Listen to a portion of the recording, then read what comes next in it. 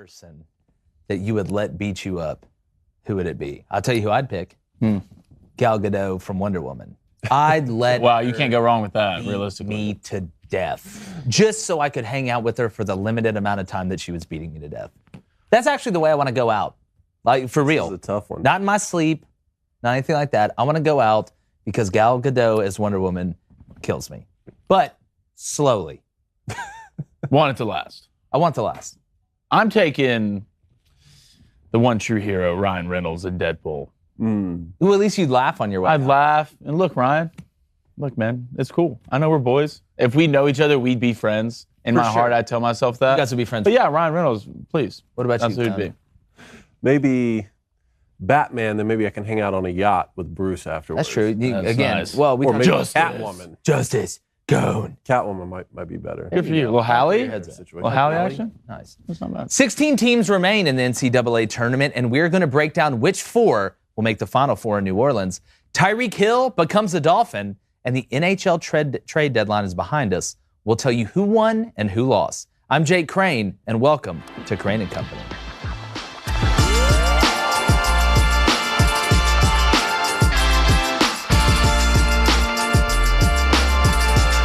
I like it. Several good options. As the Sweet 16 kicks off tomorrow in what has been a tournament so full of madness, it's currently on a boat to Shutter Island. Trying to pick who will make the Final Four is like trying to crack the Enigma machine from World War II. But I think I may have just pulled an Alan Turing. Looking at the West, I picked Texas Tech to make the Final Four from the beginning. And I'm going to dance with the one who brought me. I like Tech's ability to play defense under the architecture of Mark Adams, and with Bryson Williams, Oral Roberts transfer O'Banner, and Santos Silva bullying on the inside, they can always win a rock fight. Duke's been heating up. Pablo Banchero's been hot as well, but I think Tech can slow them down on the perimeter and not bow down to Mark Williams on the inside. A lot of people will be taking the Zags, but I feel like Tech can make enough plays down the stretch while getting enough stops. In the East, I'm leaning Purdue, mainly because of their size down low with Edey and Williams, plus the star power of Jaden Ivey, who's made more big shots than a rabies needle producer. Add in Stefanovic, who is absolutely lethal from 3, and the offense should be enough against a very pesky St. Peter's team and a possible Elite 8 matchup with North Carolina or UCLA. The question for Purdue has and always will be defense. Can they slow teams down enough on the perimeter if the shots aren't falling? I say yes. Arizona in the South has been my pick to win the whole thing from the jump. And even after a scare from TCU, I love their potential moving forward. Mathurin is a walking bucket, and Koloko inside is athletic enough to defend and rebound against anyone. This team also has a ton of depth and can win in multiple ways. If they get good perimeter shooting, they're the best team in the tournament, hands down. Last but not least, the Midwest, which has been more upside down than the finale of a Stranger Things season. I think that will stay the same way. Watching Miami play, who wasn't a huge pick for everybody, with their experienced guards and the ability to shoot the 3 while locking you down at every position, makes me think the Canes can make it to the Final Four. A lot of people are going to be riding Kansas in this region, but I do think Miami is very sneaky and will shock what has been the craziest region. Guys, again, trying to pick who's going to make it to the Final Four after what this tournament has given us. It's funny, you have the, rock, chalk, Jayhawk, but it hadn't been a whole lot of chalk when you look at it. I do like those 4, though. Purdue, to me, is the one that kind of worries me the most defensively. But if you had to pick out of the 16 teams left here on the bracket behind us, which 4 will make the Final Four, who are you riding with? We'll start with David Cohn. Well, I had Arkansas in the West, and I had Purdue in the East. Both of those teams are still alive, so I might as well dance with the ones that brung me, right? And I liked Purdue to win this tournament from the jump, probably 2 weeks out before it started, right? Then that when the seeding got set, I really was flipping a coin between Arizona and Tennessee. That's really, and both of them were in the South region. So I thought both of these teams could win this championship. Tennessee goes out so early. So I'm going to go ahead and jump on the Arizona train from the South too, especially after what we said the other day. They had that jolt, right? Yep. They had that jolt from TCU. Every champion of this tournament always has one game that they barely squeak by in, either in the second round, the Sweet 16, the Elite 8. I think Arizona has had that. I think they will go on to win this tournament. And then in the Midwest, I'm going to jump on the Kansas train. I think that, we were hard on Kansas earlier in the year. Maybe we overrated the Kentucky loss for them at home. I don't know. Put too much stock into it? Maybe we put like too much Enron? stock into it when Kentucky really beat them badly out there at Fog Allen. But I'm going to jump on the Kansas train here just because I'm looking at who's left. You know, I mean, yeah, if Miami plays the way they did the other night, they might beat anyone in the country. But I don't think they slip up against Providence. I mean, Iowa State's still playing well, but I'm going to take Kansas from the Midwest. Yeah, I agree. I mean, I actually took Kansas out of the Midwest as well, and I haven't believed in Kansas, and you know.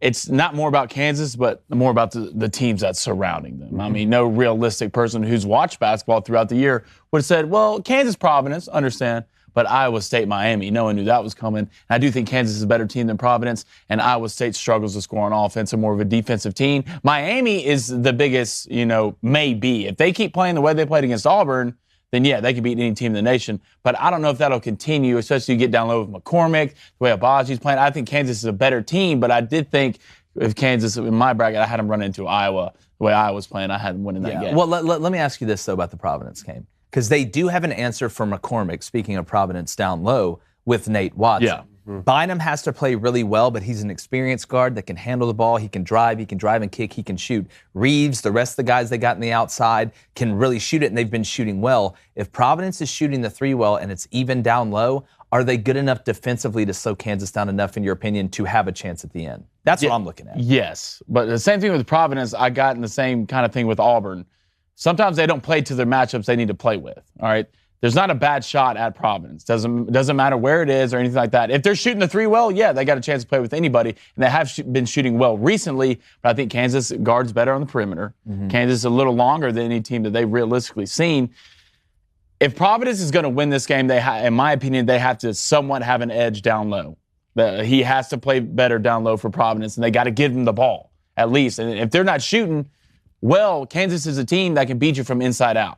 And if Abaji's is going for Kansas, they're a tough team to stop. Yeah, because Abaji can go for 40. Yeah, all right. Like, he hasn't been playing great lately, but he's due, in my opinion, to have a big night. Right. But then we go up to the West. All right, I have Duke. I have had Duke coming out. Coach K, the basketball gods on their side. But I've always said they didn't realistically have a voice in there, and their best players are freshmen. All right, you have Banchero, who's averaging right now 17-8, dropped 19-8 last game for Michigan State. And these weren't just like easy shots. He was hitting big shots and big moments, and that's something you haven't seen from him this year. You have Mark Williams down low, Wendell Moore, who's an older guy, and you have Jeremy Roach, who's coming off the bench. He's a PP point guard. He can keep your pace. He can hold a tempo for a game.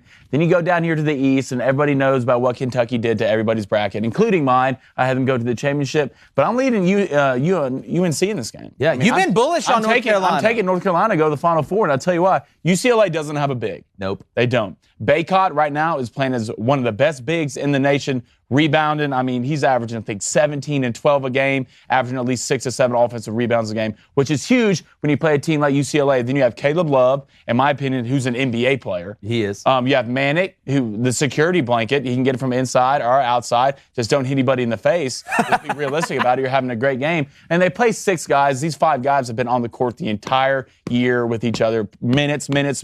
So the chemistry's not a problem. And then you go up to the South. I'm staying with Arizona. Yeah. I think they're the best team in the nation. They're third in points. They're top 5 in assists. I believe they're leading assists.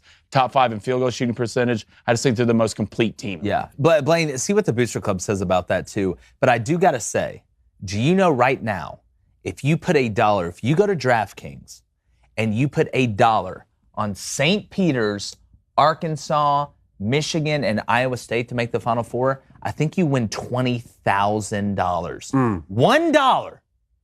$1 to win 20 grand. Now, is that going to happen? Probably not. There's a reason the odds are there. But does St. Peter's have a shot against Purdue? And what I mean by a shot is if you watch the way St. Peter's played, and Coach Holloway said it for them, they've been bullying people a little bit. It's going to be tough to bully Purdue down low. And when I do look at this matchup, I think this is one where Edey is going to be the dominant force. Because while St. Peter's does have guys that are bigger that can move, they don't have that guy that is going to be able to keep Zach Edey from giving himself a triple-double in the first 8 minutes. If I was him, I'd just throw it off the rim and catch it 8 times, go and get me 8 boards. Again, I'll tell you what I love so much about Purdue is, you have Zach Edey, 7'4" down there, but I think they're the best when Travion Williams is in the they're different. That's the great thing about Purdue. They mix the rhythm of the game. They show you two different things when Edey's in, and you'll get a different things when Williams in. Exactly. And that's hard to what? What happened to Auburn the other day? Kessler picks up 2 fouls early. Like your biggest worry whenever you're a big man centric team is your big guy picks up 2 fouls within the first 5 minutes. Yeah. Okay, that happens to Purdue. Travion Williams can carry that load before you get Zach Edey back in the second half. But so that's why I really like Purdue. But yeah, to answer your question, of course, St. Peter's run through the whole state of Kentucky already. Why couldn't they keep going? There's 2 teams I want to ask you guys about though. First is Houston. Okay, you've been big on Houston. Are we not talking about them enough? And then we would not be doing the show a service if we didn't look up to the West and say there are 4 teams left. One of us has taken Arkansas, one's taken Texas Tech, and one's taken Duke. Okay, the number 1 overall seed is still up there in Gonzaga. Yeah. Are we not giving them their justice? Well, I'm not going to go back on what I've said, and that doesn't mean I can't have my mind change. If they go out there and throttle Arkansas, I'll be the first one to come on here and tell you I was wrong about Gonzaga, at least up to this point. I actually think that people aren't giving Arkansas enough credit in this game. Predominantly because it's a 9-point spread. 9.5 now. It's 9.5. So Vegas thinks that Arkansas doesn't have a snowball's chance in hell in this game. I think they do, but they've got to hit shots. I say that, but for Arkansas to win this game, I don't think they're going to win this game 78-76. I think they got to win this game 65-63. Dirty it up.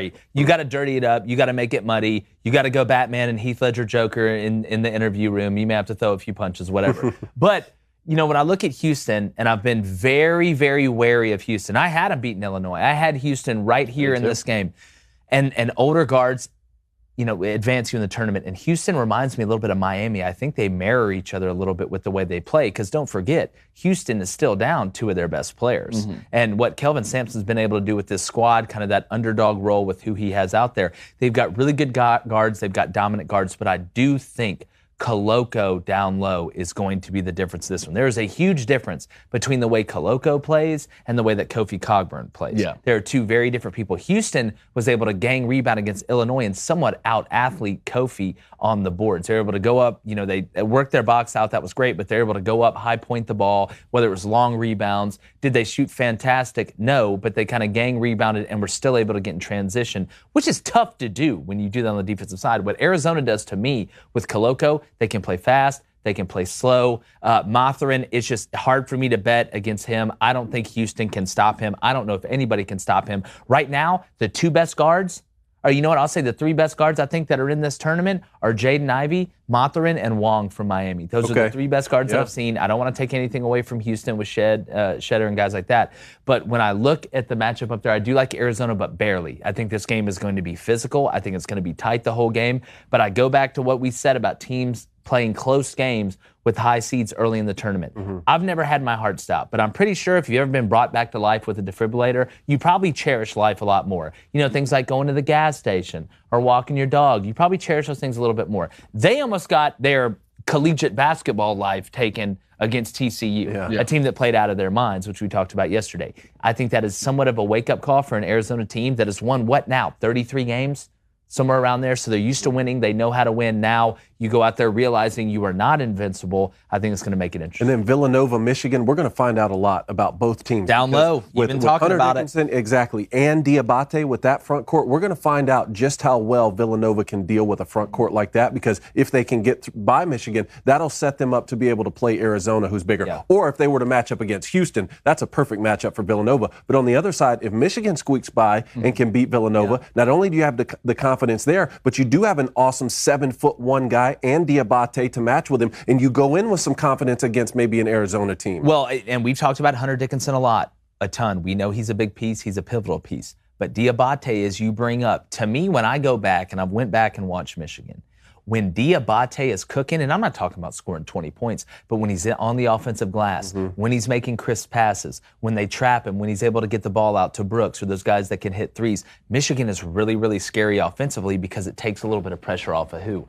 Hunter Dickinson. Yeah. And see, Diabate is able to drive. That's the thing at that size. So they can go 5 out. Hunter Dickinson can be a problem from 3, draw everybody out, and Diabate is a matchup problem for a lot of people at the 4 when he's able to drive out. Diabate is almost at his best is when he's attacking the rim. I agree. And I go back. First of all, St. Peter's can beat anybody in this tournament at this point. Yeah, I really think that. I went back and looked at my bracket because I realistically couldn't remember. I do have Gonzaga beating Arkansas in this game and then losing to Duke. Okay, so you have him in the 8, but not the 4. Yes, correct. Okay. Yeah, and back on the Michigan thing, it was only 2 weeks ago Hunter Dickinson had to sit out against the Buckeyes, and I took the Buckeyes in that game. Yeah. Diabate showed up against E.J. Liddell, and they won that game. And they may have won that game on the road, actually. It was on the road. I think so. Because you went against I took them for a home. The points plus they were at home. And Michigan was able to win. All right, Blaine, what's the Booster Club saying? All right, we got a question here from Colin R. He says, howdy, guys. Will we see a college football recruiting class top the one Jimbo Fisher pieced together this year? I am always of the thought that if somebody did something better than Nick Saban, I am betting on Nick Saban to do it better the next time. Because he is so competitive. And look, NIL has thrown a loop in a lot of this stuff. Not that was the only reason that Texas A&M signed a good class. I'm not saying that. Shout out to my guy D. Craig out there. You know what's up, Damien. But I think Alabama is coming back with a vengeance. Not only did you not win the recruiting class battle, but you also lost the national championship game. So I think Nick Saban is 13 flavors of I'm pissed, and they're going to do whatever it takes. But look at what Alabama's done in the transfer portal. Okay? I mean, you've added Jahmyr Gibbs from Georgia Tech, who, from all accounts, is a stud. You watch him play. You've added Burton from the team you lost to in the national championship, and there's a rapport there already with Bryce Young. So I go by the rankings of the portal mixed with the recruiting class because I think you have to nowadays. Any ranking system that doesn't mix or take a composite of, all right, here's who won the transfer portal class, and here's who won the recruiting class. Let's composite that together and pick a winner. That's what the market's bearing these days. That's how it is. So I think Nick Saban, as usual, being the competitive engine that he is, even at his age, you're going to see Alabama try and top that, and I would not be shocked if they rule 1 of college football, don't bet against Nick Saban. That's exactly right. All right, we got a question here from Hope2K5. What's the next move for the Chiefs? What positions should they draft? You know what, Blaine? I'm going to let you take this because you got a really good theory on what the Chiefs are going to do. Okay, you lost Tyreek Hill. You can't replace him. You can't replace that type of guy. He's a top 3 receiver, in my opinion. But you picked up the 29th pick in the first round, and you also had the 30th pick already. So if it's me... Speaking of Bama. To replace Tyreek Hill, I'm taking Jameson Williams. Yep. All right, with the 29th pick. And then you get onto the defensive side of the ball. I mean, you have Chris Jones at D-tackle, who's your best D-lineman by a long shot. You picked up Melvin Ingram, I believe, in the middle of the season, who did good things for you. So, in my opinion, you either go for an edge guy or a linebacker. And if it's me, I'm an SEC guy. One of the best, not even the SEC, one of the best linebackers I've seen in a long time was Nakobe Dean from Georgia. If it's me, that's who I'm getting. That's who I'm going to get, or some sort of edge rusher. Maybe it's that San Diego State kid who's decent. But if it's me, you replace Tyreek Hill, not replace, but somewhat take up the room that he left with a guy like Jameson Williams, who I think is going to be an absolute star. Let's fill people in, too, on Go ahead. Well, Tyreek Hill, for those who don't know, just became a Dolphin, traded from the Chiefs in exchange for a 1st, 2nd, and 4th round pick this year and a 4th and a 6th next year. Do you, let me ask you this. If you know you have that 30th pick or that 29th pick, which you do, would it be worth the Chiefs trying to trade up and maybe throw in another pick for somebody else to move up to get an edge rusher like the Johnson kid from Florida State, who in some accounts is the best player in the draft? I don't think you have to. If it's me, you have to like where you are with the 29th, because there's still going to be great edge rushers in the first round at the 30th pick. There is, but a lot of them are going early. If you look at the mocks right now, it's offensive tackles and defensive ends. But to get the really good ones that you would want, you'd probably have to get into the top 12.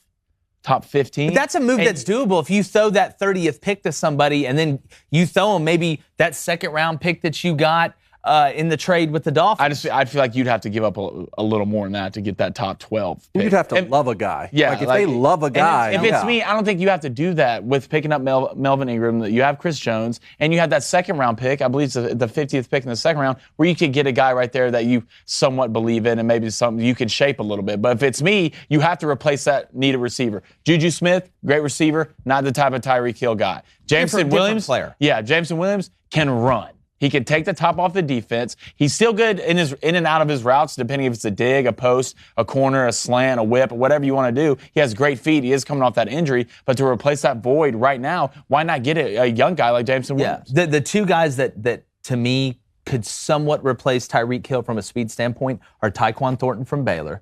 who is basically Barry Allen from the Flash. Yeah. Got to see some more out of him from a route running standpoint. Jameson Williams, to me, though, is a more complete receiver. I agree. And he's bigger.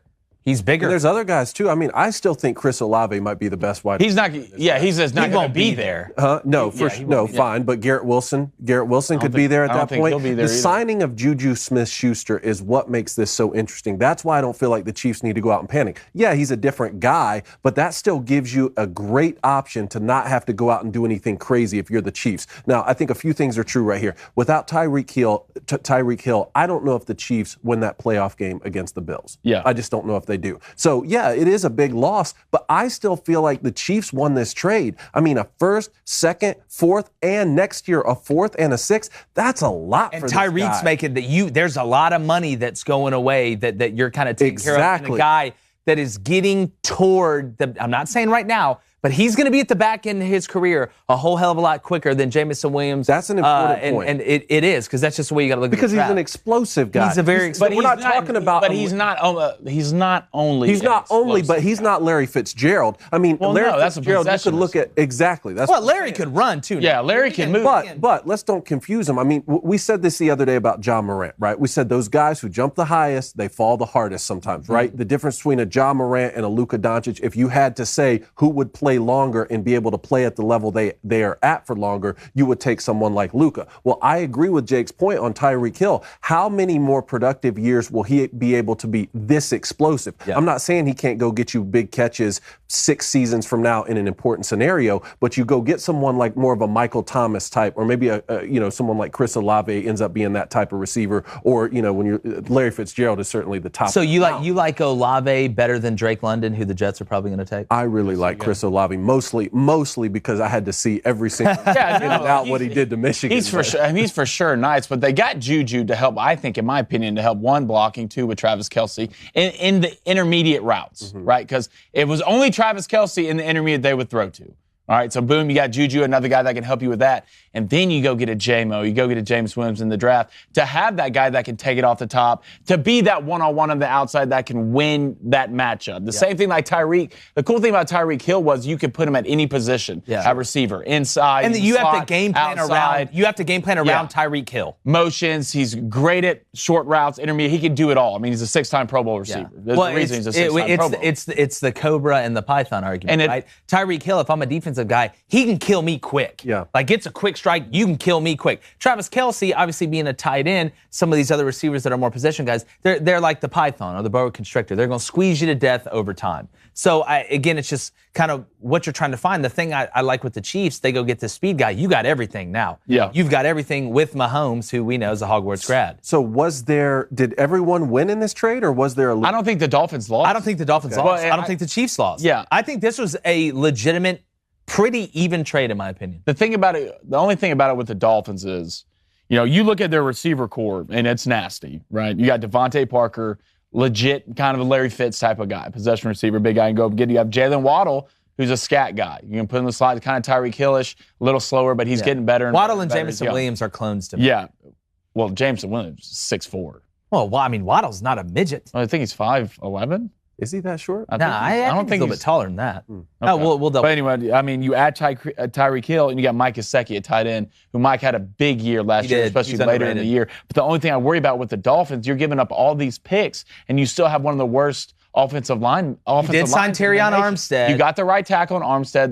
That's great. But the way they ran their offense last year, which will be differences this year with the new head coach, but it was a lot of quick stuff last year. They gave up 236 pressures, which was the most pressures in the NFL. The only loss I can find in this is the Dolphins up front with these picks. You're not going to be able to. That's my point. That's my point. They gave up so much. We're always talking about the game as won and lost up front. I think they gave up too much with what they really needed to do, which was get better up front. Also, Jalen Waddle is 5'10". He's 5'10". I thought he was. I thought he was 6 foot. J-Mo's like 6'4". I thought J-Mo's 6'2". Well, we can look it up. 6'4", flamingo-ish running around. Flamingo-ish. J-Mo's the type of guy who could run on water. Yeah. All right, you want to go to fill in gap? Oh, yeah, let's do it. All right. We had a Zion Williamson dunk sighting yesterday. Look, my thing is here. He will return to basketball when, Jake? I mean, if he's doing this. Not this year. Not this year. The clock's running out on the season. We know where the Pels are, and we have this clip. You're going to see the between-the-legs dunk, but I want to watch what happens to the floor. Oh my, he almost kicks through the floor. That's how much force this guy generates. Literally, look at his right foot land. It almost breaks the hardwood. But I don't think Zion Williamson wants to be in New Orleans. Okay. I think he always wanted to go to the Knicks. The Pelicans have been really, really slow with him getting back from these injuries. He's had setbacks. They've been very patient. I think this somewhat is Zion sending a message that he's fine, or he's getting better, or he's there, potentially to go somewhere else. I don't think it's worth the Pelicans, if you're going to keep him or you're going to trade him or whatever, for him to come back out on the floor, get hurt again. Now you're somewhat used goods. That's just the way it is. But I don't think it's worth it for Zion in any capacity outside of him being a competitor, however you feel about, how he is emotionally and as a competitor. I don't think we'll see him in a Pelicans uniform ever again. I agree. I mean, I don't think he'll ever play for the Pelicans again, which is sad. That is sad. Which is sad because I enjoyed watching him in New Orleans. And in my personal opinion, I thought it was a great fit. But I think he does want to kind of follow his college buddy and get up there in New York. That's pretty sad. But Malik Willis had a great pro day performance. I believe we have a clip from one of his throws as well. But Malik, fill in this gap here. Malik Willis's pro day performance was magical. And I want to preface this before we run this clip. It's not just about arm strength. Everybody oohs and ahs about how far a guy can throw it. Malik Willis, to me, is like a great pitcher in baseball. You have the fastball, which is what? You can throw the whole shot against cover two. You can throw the vert. You can throw the post 65, 70 yards and get it out there. He also can throw the changeup. He has touch. He can lollipop the screen. He can fit it in over the middle by taking a little bit off. You have to have that feel. It's not just guys in Major League Baseball can't get up there and throw the fastball every pitch. Eventually, they're going to catch up to you, just like in the NFL. You can't throw the fastball to everybody all the time. You've got to have touch. You've got to have feel. There's some nuance to being a quarterback. But having said that, arm strength is huge. And Malik Willis on this throw, he has got an RPG attached to his shoulder. Here we go. He's going to work the drop back. All right, a little bit of trouble. I'm going to reverse out and then sing. Look, this ball is launched. It's launched.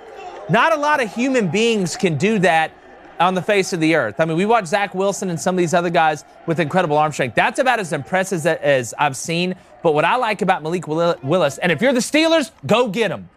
Go get him at 20. You signed Mitch to that little $5.25 million contract. Go get this. We got another angle of him close. Watch this ball come out of his hand.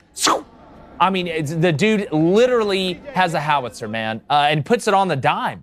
I mean, and I said yesterday on social media, there hadn't been that many scouts to go watch Liberty since Paul Revere squatted up the ride and tell everybody the British were coming. Yeah. But the thing I like about Malik Willis is he is the total package to me. He is the best quarterback on the board, I think. You really think so? I think he's the best quarterback on the board. I think he's a guy you can build a franchise around. And if the Steelers don't go get him, I think they're stupid for it because I don't believe in Mitch Trubisky. I just don't. Well, they would go get Kenny Pickett. That's who they get right now. They're projected to take Kenny Pickett. I saw a mock the other day from Mel Kiper, which we all know how that works out, that the Steelers are going to draft him. Well, I think if you're the Steelers, you're either going Kenny Pickett or Malik Willis. If it's me, I'm taking Malik Willis one just because his mobility. I love that. And you go back. I don't get too excited about it. He reminds me of Russell Wilson, man. I'm telling you right now. Pro days, combine, it's great. But if you really want to know about somebody, go watch your game tape. Yeah, that's why. Watch your game tape. Not any guy, excuse me, but most quarterbacks or pro days in the NFL can throw it 60-plus yards on a not dime, like that, though. Deep. Well, some. Not on a rope like that. Some of them can. Yeah, but Carson Strong from Nevada can. But I'm not taking Carson Strong. Yeah, exactly. Everyone falls in love with the deep ball, but if you really want to know about Malik Willis, go back and watch his game tape. His progressions, the way he ran an offense, how he held the offense as the captain and the leader in the offense, and just going through plays, going through his progressions, making the right throw at the right time, reading defenses. That's what makes Malik Willis so great. And even if he played at Liberty, he knows the competition. He was in the SEC, and in my opinion, I agree with Jake. I think he's the best quarterback. Yeah, and as long as this, like what we just saw, is just one asset he brings to the table, then he could be that. Still one of the most impressive things I've seen from a pro day is Jamarcus Russell throwing the football 70 yards on one knee. Yeah, I mean, you may never see that again. Drafted 1 overall, that was a bust. Yeah. That was a bust pick. So if that's all you bring to the table, then yeah, you're not going to live up much longer. But NHL news. Yes. We'll move on to NHL? Let's do it. NHL trade deadline is now behind us. The big winner was Marc-Andre Fleury, which, I mean, a lot of people pick a team. So I guess you could say the Wild, but you go, a guy, a 3-time Stanley Cup winner. You know, he's got tons of trophies. I mean, he's like Buzz Lightyear with the trophies. What I like about this move is you got a veteran guy that is going from a team that was not contending to a team that is contending now. To me, that checks every box, not only for the player, but for the team. And you have to understand, I mean, the position the guy plays is, in my opinion, the most important position in hockey. You're the last man standing. You're the safety when the ball's in the air. So I think Marc-Andre Fleury, and in correlation, the Wild for getting him. Yeah, and the Wild are now 3rd in the Central Division, fighting it out with the Preds, the Blues, Dallas. You know, it was another 3rd-place team in the Atlantic, the Toronto Maple Leafs, that I thought could get a little better in goal. Thought they might try and there were some teams that were talked about with him. I was wondering if they were actually going to move him or not. Yeah, and this is his 2nd move in 8 months, actually, because he had just come over to Chicago from Vegas. But look, some of the heavy hitters got better here. The Lightning, the Panthers, even on the western side, the Avalanche got better. That was my winner, the Florida Panthers. The Florida Panthers. I mean, look, you see this in other sports too. The good teams wanting to make sure they solidify that playoff run at the trade deadline. For sure. But still, I mean, and last night, man, we saw it with the Hurricanes and the Lightning. You're starting to get a glimpse of some playoff hockey. That was about as good as we've seen. You get the late goal. I'm not going to steal your thunder with the Lightning, pun intended, because, I mean, you've been hotter than a fat kid in a sleeping bag at summer camp with hockey picks, and we're going to get there. But no, I agree. I always love the trade deadline moves because you really see who feels like they can win. For sure. Like who really believes that they can win. Some guys get a little antsy and reach every now and then, but that's okay. Blaine, you said you had the Panthers? Yeah, the Florida Panthers. I agree with you, Cone. I mean, Claude Giroux, and one of the most coveted free agencies, they picked him up. And you need big guys like this to make the run that they want to make at the Stanley Cup. So if it's me, I'm taking Florida Panthers. I love it. All right. Odell Beckham Jr. says he is open to a Browns reunion. OBJ back in Cleveland would be hilarious because it just continues my point of Baker Mayfield was the problem. You get Baker out and they want to come back. The only reason that OBJ left Cleveland, he even said himself, I love the fans, I love the city, I love the situation. Him and Baker had a falling out. And OBJ going back there now with Deshaun Watson. Think about this. Deshaun Watson, post-suspension, extending the play from the pocket. Hopefully OBJ can come back from the knee injury. Hated to see that in the Super Bowl. Glad they're able to hang on and get him a ring, even though I'm not the biggest OBJ fan in the world. Talk about OBJ extending the play and the magic that could happen if that play breaks down with Deshaun Watson, who's also got a cannon. And you know what? Now that I think about it, Malik Willis kind of reminds me a little bit of Deshaun Watson. You think now so? I think it's a little bit of Deshaun comp. Watson and Russell Wilson a little bit. Russell, to me, is just such a pure passer of the ball. Malik's pure, but I don't know if he's, that pure. I mean, literally as water off a waterfall pure. It's funny to me the amount of drama of one person has created his entire year. I agree. Baker Mayfield, you're right. With OBJ, and then pointing at the other guy and saying he's the problem and OBJ does nothing. This guy, I mean, punches walls. He proposing to I've seen you punch a wall. Am I in the NFL? No, but then I can punch a wall. I don't have a million followers. I'm not an NFL receiver. I didn't make one of the greatest catches of all time. This dude has more drama surrounded by him than almost any other NFL player always, other than Antonio Brown. Aaron Rodgers. So but Aaron Rodgers is a different type of drama. With OBJ, it's just so blatant, yelling on the sidelines, blaming other players. But no, it's Baker's fault. Who's had more drama surrounded them in their career, OBJ or Baker? I still stand that OBJ's personality won't fit in a town like Cleveland. It's just too much. It's been too much, in my opinion. He needs to stay with the Rams. It's a better fit. You're not the same guy you used to be. You're still a great player. You'll get your money. You'll probably maybe even win another Super Bowl. But to me, OBJ pointing at someone else and saying they're the problem and also bringing drama is absolutely hilarious to me. You've been the problem most of your whole career. I love that take. I love that take. Got a Super Bowl, though. That's But you fantastic. call him a hypocrite. I don't think you're wrong, but we got to admit, I mean, Baker is the problem. or was part of the After all that, and he caps it with Baker's problem. Baker's the problem. I love it. Make the throws. All right, last one. On to women's tennis, which I'm actually a big fan of. World number 1, Ash Barty, is retiring at the age of 25. She's a 3-time Grand Slam champion. Just won the Australian Open. She's from Australia. World number 1 retiring in her prime is what to you?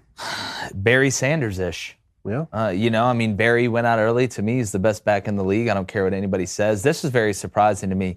She just won at home. Yep. And look, it's her life. She can do what she wants to do. She's earned the right to be able to do that. Had a ton of success.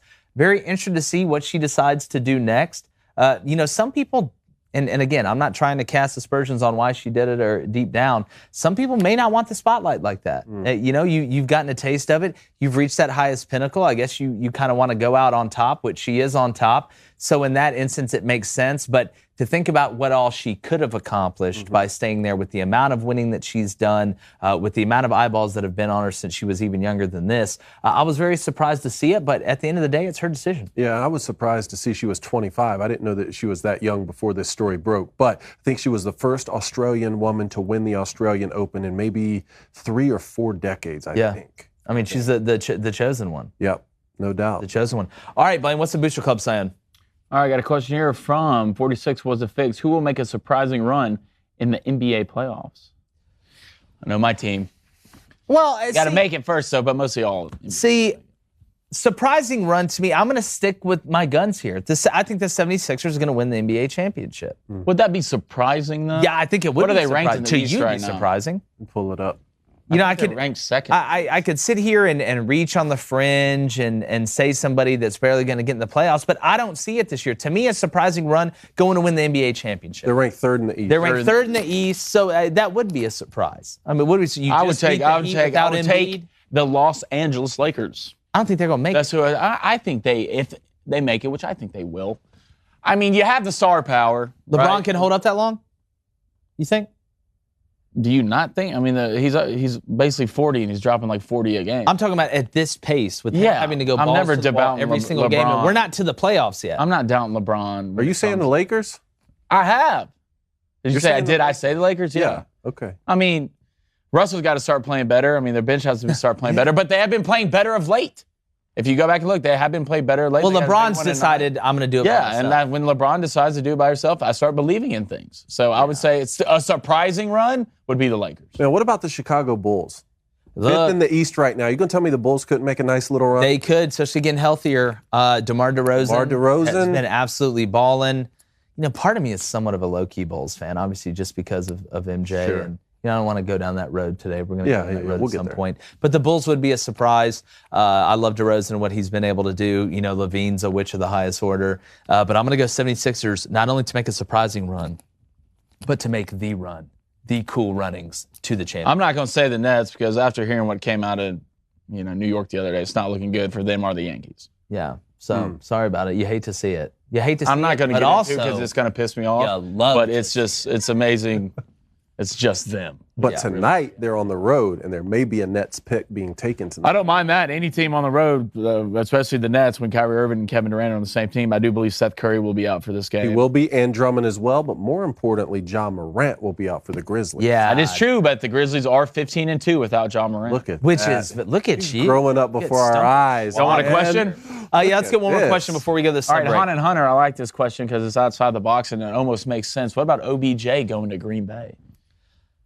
Him and Aaron? Those egos? Him and Aaron, they could fight Voldemort together. Look, OBJ looks like he's jumping on that wall, getting patted the Lambeau Leap, baby. I can see him up there. I could see it. Again, he's got to get healthy with ACL and coming back. But him and Aaron Rodgers, you want to talk about drama? Oh, it is. Put OBJ with Aaron Rodgers. That'd be like watching something on Telemundo at about noon. So if he's not a Cleveland guy, is he going to be a Green Bay guy? Yeah, he'll be a guy whoever gives him money. That's the guy. But I thought you said he couldn't last in Cleveland. No, I'm saying his personality doesn't fit in Cleveland. I feel like it'd fit more in Green Bay. Why? Who's your quarterback?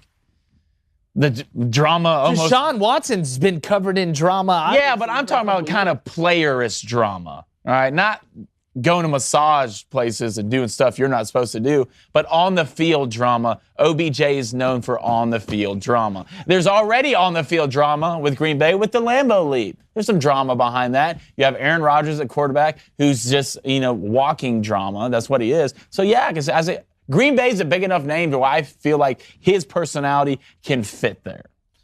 Okay, I don't know. I feel like I just don't think it's Cleveland. That's tough to parse. He'd catch a lot of balls, I think. Yeah. Aaron Rodgers putting it wherever. Well, Aaron had to throw it to Devontae, hit every play, so Devontae's gone to the Raiders. And so we're going to find out how quickly he gets frustrated with Derek Carr. I mean, look, I get it. They're trying to rekindle some collegiate magic. Well, he has. And Aaron Rodgers was putting that thing wherever it needed to be. That's exactly. For a long time. Derek has more options at the Raiders than Aaron has at Green Bay.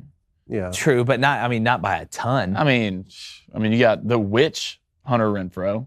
Yeah. You got Waller at tight end, and you got Josh Jacobs in the backfield. I mean, he's not going to do the same production. We said this in the other show. Like, they broke a record. Like Aaron Rodgers and Devontae, they're out there breaking records. And I don't think if you're Derek, you want to do that. You just want to force feed Devontae Adams, especially with the other options. And it'll actually be better for Devontae if there's other. I agree in the long run. Can't double everybody. But if you want to double down and watch the rest of this show or listen to it, head over to the Daily Wire and become a member. Do it. Welcome to the family. Or listen on Apple, Spotify, or wherever you get your podcasts. Subscribe, leave a 5-star review, and share it with your friends. We're trying to grow like a weed. We'll be right back with booster picks and the chalkboard of justice, emotion, friendship, loss, and sometimes gain. But it's been a lot of gain lately. Talk to you soon.